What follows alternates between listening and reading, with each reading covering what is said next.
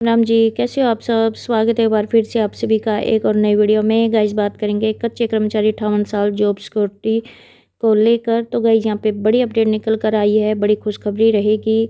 Outsourcing policy part 1 के तहत लगे अस्थायी कर्मचारियों को लेकर। तो आखिर क्या है पूरी अपडेट, क्या है मामला, ये जानने के लिए गाइस प्लीज़ वीडियो में अंत तक ज़रूर बने रहें ताकि पूरी अपडेट आप जान पाए।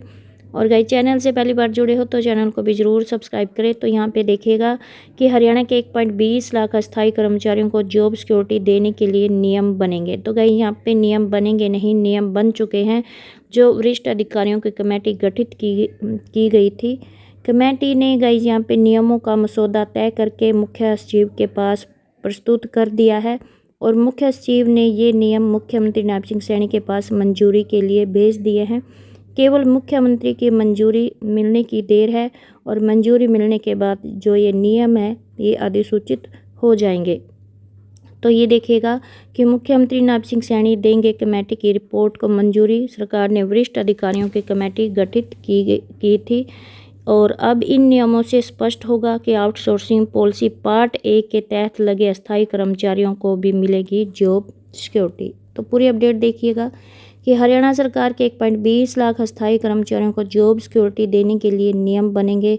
सरकार ने सीनियर IAS अधिकारियों की कमेटी गठित की थी और कमेटी ने कई बैठकें करने के बाद नियमों का मसौदा तय करके मुख्य सचिव को प्रस्तुत कर दिया है।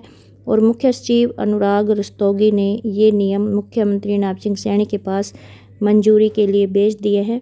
और जैसे ही मंजूरी मिलेगी, मंजूरी मिलने के बाद ये नियम है जो अधिसूचित हो जाएंगे। और अब इन नियमों से ये स्पष्ट होगा कि आउटसोर्सिंग पॉलिसी पार्ट 1 के तहत लगे अस्थायी कर्मचारियों को जॉब सिक्योरिटी मिलेगी। क्योंकि सरकार ने जो नियम अधिसूचित किया है उसमें कहीं पर भी आउटसोर्सिंग पॉलिसी पार्ट 1 का जिक्र नहीं है, इसलिए काफ़ी विभागों के अफसरों ने उन कर्मचारियों को यहाँ पे जॉब सिक्योरिटी नहीं दी है जो आउटसोर्सिंग पॉलिसी पार्ट 1 के तहत लगे हैं, मगर वे हरियाणा कौशल रोजगार निगम में पोर्ट नहीं हुए हैं और विभाग बोर्ड निगम में ही कार्यरत हैं। तो नियमों का जो मसौदा अधिकारियों ने तैयार किया है उसमें यहाँ पे स्पष्ट किया है कि अस्थायी नौकरियों पर कार्यरत वे कर्मचारी भी हैं जो आउटसोर्सिंग पॉलिसी पार्ट 1 के तहत लगे हुए हैं। हालांकि अधिनियम में भी लिखा हुआ है कि कोई भी अस्थायी कर्मचारी जिसके 15 अगस्त 2024 को 5 साल हो गए हैं और उसका वेतन 50,000 रुपये से कम है, उन्हें जॉब सिक्योरिटी मिलेगी।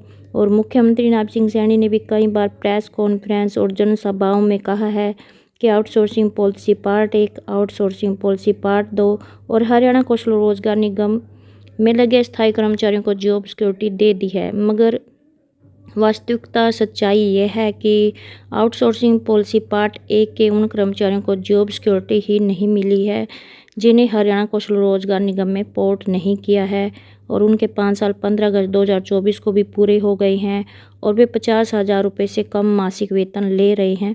मुख्यमंत्री नायब सिंह सैनी के मुख्य प्रधान सचिव राजेश खुल्लर का भी उद्देश्य यही था कि 50,000 रुपये से कम वेतन पाने वाले और 5 साल की सेवा पूरी करने वाले सभी अस्थायी कर्मचारियों को यहाँ पे जॉब सिक्योरिटी दी जाएगी। तो ये देखेगा कि नियमों में अस्थायी कर्मचारियों को कॉन्ट्रैक्चुअल एम्प्लॉय की परिभाषा में यूँ किया गया है अब स्पष्ट।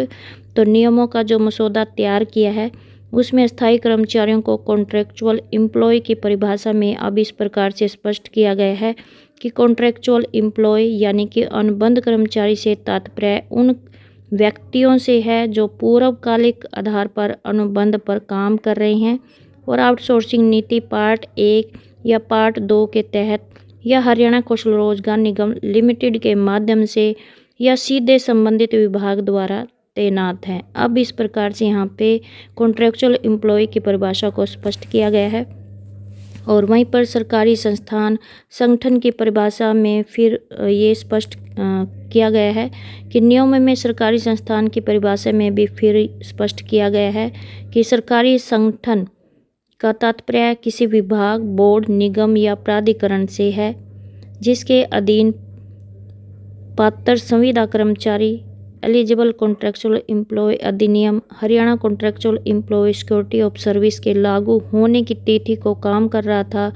स्पष्टीकरण सभी बोर्ड, निगम, संस्थाएं, विश्वविद्यालय, सहकारी बैंक, समितियां हरियाणा सरकार के नियंत्रण में जहां आउटसोर्सिंग पॉलिसी पार्ट 1 और पार्ट 2 समय समय पर संशोधित को अपनाया गया था और कर्मचारियों के पदों की शर्तों के साथ वित्त विभाग से मंजूरी प्राप्त की गई थी, वे सरकारी संगठन परिभाषा के अंतर्गत आते हैं। तो यहाँ पे ये सरकारी संस्थान संगठन की परिभाषा को भी यहाँ पे स्पष्ट है जो कर दिया है। और वहीं पर अगर एक से ज़्यादा विभागों में काम किया है तो यहाँ पे इस प्रकार से गणना होगी। नियमों के मसौदे में उच्च अधिकारियों ने यह भी स्पष्ट किया है कि अगर किसी कर्मचारी ने एक से ज़्यादा विभागों में काम किया है तो उसकी कम से कम 5 साल की सेवा तय करने के लिए सर्विस की यहाँ पे गणना है जो इस प्रकार से होगी कि अगर किसी कर्मचारी ने किसी विभाग में 3 साल काम किया है और उसे 240 दिन का वेतन मिला है, मगर चौथे साल में ब्रेक के कारण उसे 240 दिन का वेतन नहीं मिला है, मगर 5वें और 6ठे साल में 240 दिन का वेतन मिला है, तो उसकी 5 साल की सर्विस गिनी जाएगी और वह जॉब सिक्योरिटी का पात्र होगा। इसी तरह अगर एक कर्मचारी ने एक विभाग में चपरासी की 3 साल की नौकरी और 240 दिन का वेतन प्राप्त किया है, मगर बाद में वह हट गया तो उसके 3 साल पूरे माने जाएंगे और इसके बाद कर्मचारी फिर से 6ठे और 7वें वर्ष में उसने 240 दिन का वेतन हासिल किया है तो उसके 5 साल पूरे माने जाएंगे। तो अब इस प्रकार से गाइस यहाँ पे अगर किसी भी कर्मचारी ने एक से ज़्यादा विभागों में काम किया है तो उसकी सर्विस की गणना को भी यहाँ पे स्पष्ट कर दिया है कि इस प्रकार से यहाँ पे गणना है जो की जाएगी। तो ये थी आज की बड़ी अपडेट। तो अब गाइस यहाँ पे इन नियमों से अब ये स्पष्ट हो जाएगा कि आउटसोर्सिंग पॉलिसी पार्ट 1 के तहत लगे अस्थायी कर्मचारियों को भी जॉब सिक्योरिटी है जो वो मिलेगी। तो ये थी बड़ी खुशखबरी, बड़ी अपडेट। तो आई होप आपको ये अपडेट अच्छी लगी हो। प्लीज़ चैनल को सब्सक्राइब और वीडियो को लाइक कमेंट शेयर करना ना भूलें। धन्यवाद।